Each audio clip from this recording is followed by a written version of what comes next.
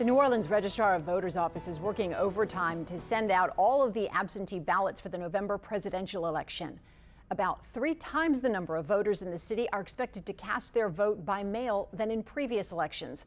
And Paul Murphy reports this election, mail-in voters will have a number of options to drop off their ballots. The Orleans Registrar of Voters office brought in extra help to process all of the requests for absentee ballots for the November presidential election.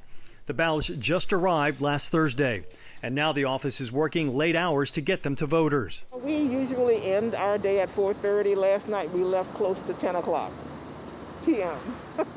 Registrar Sandra Wilson expects to send out nearly 18,000 paper ballots.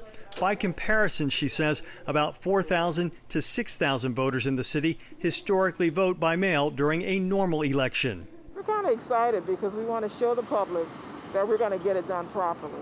It is a huge, monumental challenge, but no one has to be concerned about the security of the ballots. The demand for absentee ballots is an indication of the high interest in the presidential election.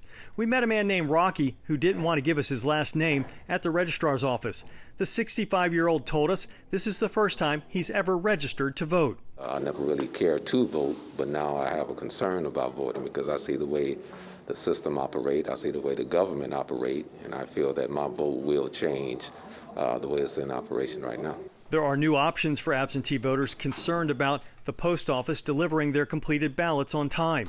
They include ballot drop-off boxes and curbside drop-off locations at New Orleans City Hall and the Algiers Courthouse beginning October 28th. The reasons those options exist is because of the magnitude of ballots that we're sending out. Registrar Wilson recommends once you receive the ballot in the mail, vote it, sign it, get somebody else to sign it, and mail it in or drop it off as soon as possible.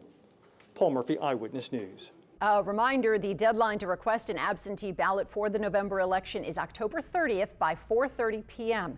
We have a lot more information at WWLTV.com.